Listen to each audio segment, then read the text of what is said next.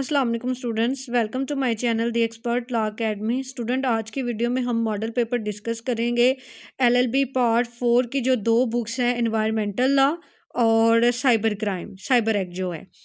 तो cyber law में जो है बेसिकली आपका साइबर एक्ट भी शामिल है और डिफरेंट जो लॉज हैं वो भी शामिल हैं। ठीक है, तो अब हम उनको वन बाय वन करके देख लेते हैं। ठीक है, पहले क्वेश्चन से मैं आगाज़ करती हूँ जिसमें लिखा हुआ है what are the offences against person in cyber space and how are they different from traditional crime. अब साइबर लॉ क्यों ज़रूरी था? जैसे कि आपको पता है कि वक्त के साथ दुनिया डिजिटलाइज होती गई, तो फिर लेजिस्लेशन पे एक बल्क आ गया कि भाई अब कवानीन होने चाहिए जो कि बेसिकली किसके रिलेट हों, साइबर लॉ के रिलेट हों। तो फिर उसके लिए जो है उन्होंने साइबर एक्ट जो है 2016 बनाया, जो कि डिफरेंट क्राइम को डील करता है, जिसमें फिशिंग है, साइबर टेररिज्म आ जाता है, स्प्रेडिंग ऑफ हेट स्पीच आ जाता है, wrongful feeding data in governments websites, sale marketing और providing device in offences. Different तरह के एक्ट्स हैं और इनकी पनिशमेंट जो हैं वो बताई गई हैं। अगर आप पहला एक्ट देखते हैं ना, जिसमें यह मतलब पहला क्वेश्चन आप देखते हैं, तो उसमें बेसिकली उसने आपसे यही पूछा है कि आप different offences against person in cyber space वो कौन कौन से हैं, उन ऑफेंसेस को बयान करें। ठीक है, आप इसमें क्या मजीद ऐड कर सकते हैं, आप उनके पनिशमेंट भी ऐड कर सकते हैं। मैं थोड़ा सा जो है वो साइबर एक्ट में से ही डिस्कस करती हूँ सेक्शन 3 को, जिसमें आप लिख सकते हैं अनऑथराइज्ड एक्सेस टू डाटा। यानी अगर कोई पर्सन जो है वो गैर कानूनी तरीके से किसी के डाटा तक पहुँचने की कोशिश करेगा। डाटा क्या हो सकता है? उसका आईडी कार्ड हो सकता है, उसका बैंक अकाउंट स्टेटमेंट हो सकती है, पर्सनल इंफॉर्मेशन जो उसने ऑनलाइन सेव की हो सकती है। तो उस तक एक्सेस करने की कोशिश करेगा तो उसको 3 महीने की सज़ा और 5,000 रुपये जुर्माना हो सकता है। इसके अलावा unauthorised access and copy transmission of data, यानी अब उस डाटा को वो किसी को सेंड कर रहे हैं या कॉपी कर रहे हैं, तो फिर सज़ा में भी थोड़ा सा इजाफा हो जाएगा। 6 माह और 1 लाख तक उसको फाइन हो सकता है या दोनों हो सकते हैं। फिर अब वो क्या करेगा कि उस डाटा में कुछ ऐड करने की कोशिश करेगा या उसको डैमेज करेगा या उसको डिलीट करने की कोशिश करेगा, तो फिर 2 साल 5 लाख तक जुर्माना हो सकता है। तो इसी तरह से स्टूडेंट्स इसमें और भी सेक्शंस हैं जो कि इससे डील करते हैं और बहुत से ऑफेंसेस को बयान करते हैं, जो कि वन बाय वन करके हम इनको पढ़ेंगे। उसके बाद आपका दूसरा क्वेश्चन आ जाता है explain the role of federal investigation agency in cyber crime cases include how complaint can be filed, discuss the procedure. यहाँ पर आपने फेडरल इन्वेस्टिगेशन एजेंसी को एलेबोरेट करना है कि ये वो एजेंसी है जिसके हम क्या करते हैं कि हम एप्लीकेशन यहाँ पे दायर करते हैं, और दायर करने का तरीकाकार क्या होता है वो आपने बताना है, क्योंकि ये ऑनलाइन ही सारा प्रोसेस होता है और वो प्रोसीजर हम यहाँ पे लिखेंगे। इसके बाद फेडरल इन्वेस्टिगेशन एजेंसी का क्या प्रोसेस होता है, वो किस तरह से इन्वेस्टिगेट करते हैं।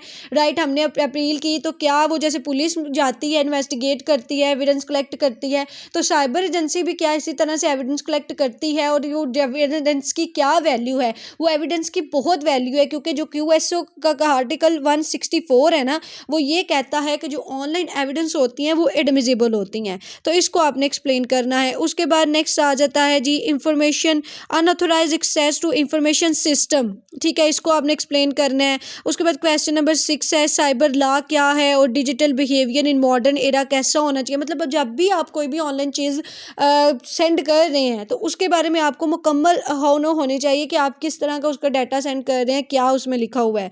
इसके बाद क्राइम अगेंस्ट कंप्यूटर आपने बयान करने हैं, क्राइम अगेंस्ट पर्सन बयान करना है, क्राइम अगेंस्ट प्रॉपर्टी जो हैं वो आपने बयान करने हैं। उसके बाद explain the concept of jurisdiction of cyber law, how does the broadless nature of cyberscape challenges traditional principles of territorial personal subject matter jurisdiction, इसको भी आपने बताना है। तो स्टूडेंट, ये क्वेश्चन के बारे में मैं आपको थोड़ा थोड़ा सा बयान कर रही हूँ, इनके मतलब जो कंप्लीट नोट्स हैं वो भी मैं प्रिपेयर कर रही हूँ। एक तो मैंने फुल बुक प्रिपेयर की हुई है और इसके अलावा भी मैं जो है इन क्वेश्चन के अकॉर्डिंग नोट्स प्रिपेयर कर रही हूँ।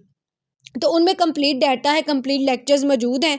कुछ मैंने यहाँ पे यूट्यूब पे just for demo lecture upload किए हैं, और बाकी अगर आपको लेक्चर चाहिए तो आप व्हाट्सएप पे हमसे कांटेक्ट करके तो परचेज़ कर सकते हैं। उसके बाद हम एनवायरमेंटल लॉ के पोर्शन को डिस्कस करते हैं, जिसमें आपने बताना है एनवायरमेंटल पॉलिसीज़ जो है पाकिस्तान में वो किस तरह की आई हैं। पाकिस्तान में 1997 का भी एक्ट पाकिस्तान में अप्लीकेबल है, फिर 2017 का भी है, 2002 का भी है। तो बहुत ज़्यादा एक्ट आपको यहाँ पर पढ़ने पड़ेंगे, तो उनके मतलब क्वेश्चन आपको पेपर में आएंगे। उसके बाद क्वेश्चन नंबर 2 है ऑब्जेक्टिव एंड की feature of Pakistan environmental protection act, कि क्यों इसको बनाया गया, क्या इसका मकसद था। तो ये तमाम तर चीज़ें जो है ना वो आपने एलेबोरेट करनी है।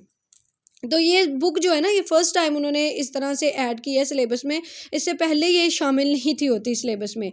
तो अब आपने क्या करना है कि उसी के अकॉर्डिंग जो है ना इसके सवालात के जवाबात जो हैं वो तैयार करने हैं, समझना है, अंडरस्टैंड करना है, और फिर आप जो है ना वो इस काबिल हो जाएंगे कि आप इजीली जो है उन सवालात के जवाब दे सकें।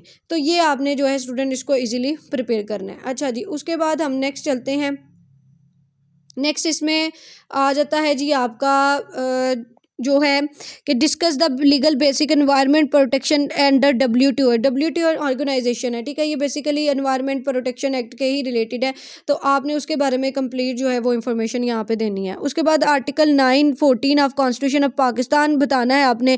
तो 9A को आपने एक्सप्लेन करना है, ठीक है। ये जो है जी प्रोटेक्शन बिफोर, ये फर्स्ट टाइम इन्होंने ना ऐड किया है 9A, तो ये भी आपने बताना है। 9 जो है ये बेसिकली है आपका लाइफ राइट टू लाइबिलिटी है, और 40 जो है ये डिग्निटी के रिलेटेड है। तो ये चीज़ अपने बयान करनी है कि प्रोटेक्शन के लिए जो है सब लोगों को इक्वल प्रोटेक्शन दी जाती है। तो that's why it's can be applicable in your environment. Principal sources of international environment law, question number 5 ये आपने एक्सप्लेन करना है। क्वेश्चन नंबर 7 ये है कि आप देखिए कि यहाँ पे केस लॉज भी ऐड हैं, ठीक है। जैसे आपके पाकिस्तान उसमें थे ना कॉन्स्टिट्यूशन ऑफ पाकिस्तान में, तो यहाँ पे भी आपको जो है वो केस लॉज को प्रिपेयर करना पड़ेगा। उसके बाद आपने मज़ीद जो है ना इसमें केस लॉज को बयान करना है, फिर डिफोरेस्टेशन क्या है, इंडस्ट्रियलाइजेशन क्या है, एग्रीकल्चर क्या है, तो इन स्टेप्स को भी आपने यहाँ पे हाईलाइट करना है। उसके बाद आपने बताना है role of customary international law in environmental protection act, इस पर भी आपने डिटेल में नोट लिखना है। और उसके बाद जी power of magistrate have the under the CRPC to prevent environmental harm, तो बिल्कुल है, पब्लिक न्यूसेंस अगर कोई करता है तो उसके पास पावर है मजिस्ट्रेट के पास कि वो उससे कॉल इन क्वेश्चन कर सकता है, और उसको सज़ा भी होती है, ठीक है। वो मुकम्मल प्रोसीजर जो CRPC में बयान किया है वो यहाँ पर आप एवेल्यूएट करेंगे, ठीक है। ये आपका पेपर है, और इस पेपर के अकॉर्डिंग आपने अपनी मुकम्मल तैयारी